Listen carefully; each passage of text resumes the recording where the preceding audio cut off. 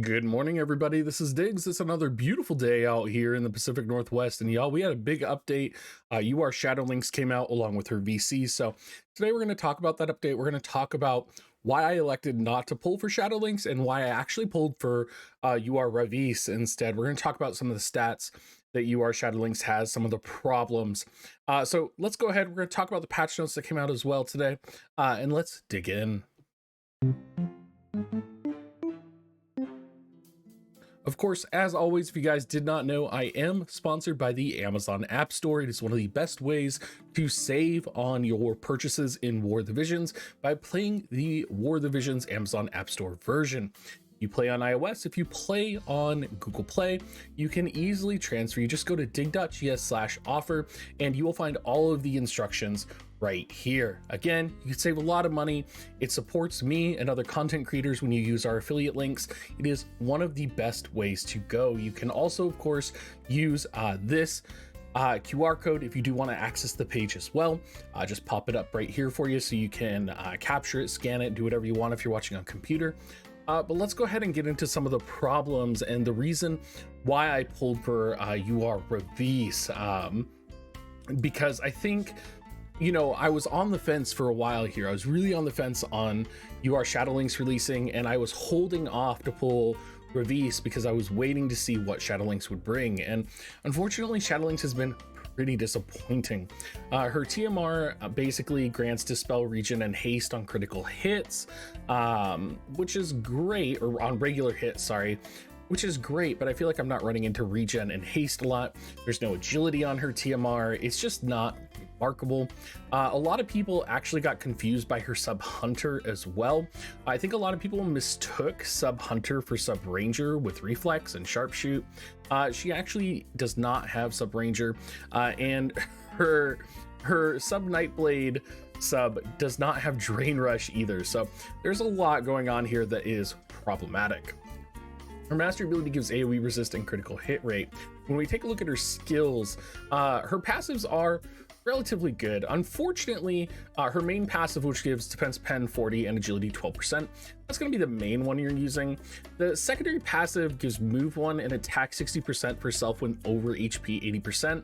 Very niche, and you know, this might be good if you had like her as an evasion unit. Everybody kept telling me in chat she was an evasion unit. People kept saying Justin say she was an evasion unit. She's not an evasion unit. Like, there's nothing about her kit that screams evasion. Even like if you just look at her counters, right?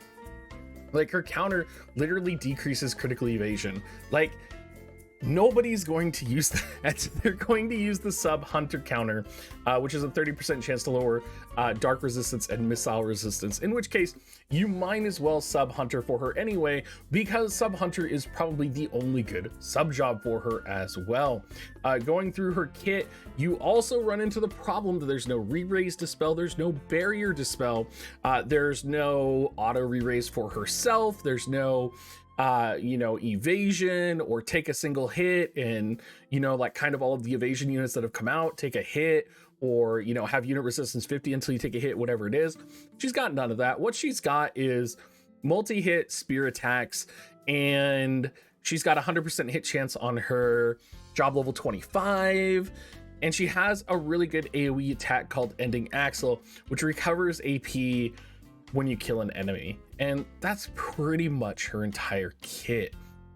She does have a buff that gives like missile resistance, AoE resistance, another buff that gives protect, attack, and agility, which situationally may be good, but it's just not enough. She just doesn't have enough to really make her incredible. She probably has, you know, from what I've heard, relatively smart AI, but for me, when I'm considering as a mostly free-to-play player now, whether or not I'm going to pull for a unit, I really need a unit that's going to do something. And, you know, she doesn't have that capability really to do. She can chain Dark, right? She can chain Dark Pierce with Kane, because the only other Dark Pierce unit attacks that people have are jump and high jump outside of Kane. So literally Kane is like her only Pierce chaining partner. Her sub Purple Fairy decreases pierce resistance, but it's only decreased pierce resistance 25, and she also has like a sleep and doom ability, which we're not using that. So there's just a lot wrong here. Probably the only salvageable thing from her sub job is the fact that she has the ability Warning Volley, which is okay, but you have to consider that she already has an attack that basically does that with Pierce attack. It's pretty much redundant. I mean, even you're basically going to be, you know, she'll use whichever one she's going to deal more damage with depending on what the resistance of the enemy is, and you could argue that's her advantage. Not having Drain Rush with sub Nightblade, complete disaster. Like, let's be honest, the one thing Dark is used for is Dark Slash a lot in PvE content. So not having access to Drain Rush, she does have access to Triple Trick, I suppose. You do put Exorcist on her, or she has the capability to just chain Dark with Pierce. But again, why would you do that when you could just run one of the bajillion Dark Slash units that are going to easily cap damage and add more to the combat fight and the battle? Her LB lowers Dark resistance. There are other Dark units that do that. Her LB lowers agility. There are other Dark units that do that as well. There's just not enough unique about her that really draws me to her. And with Ravies sitting at 18k Visior, holy cow, what a bargain. I would rather have an iced slash unit that I know is going to be relatively useful, that I can use in PvE content, that maybe has some niche use in PvP content with Frostbite, but is one of those units that I will use, that is cheap, and I'm not going to be pulling hard for Shadow Link. So there are some good things that did come from this. Her VC is very powerful, increases agility 8% for the individual unit, is very incredibly powerful. 166 attack, 38 dex.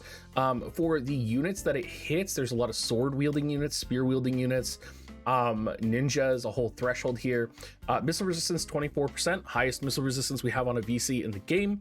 Attack 40%, increased critical damage 25. This is all great, all powerful. It's great. It's a good VC. I think this is, when we think about the future meta of jobs, I think this could easily be a VC where it hits enough universal jobs that would benefit from things like attack 40%, missile resistance, critical damage, right? Along with giving the individual unit agility 8%.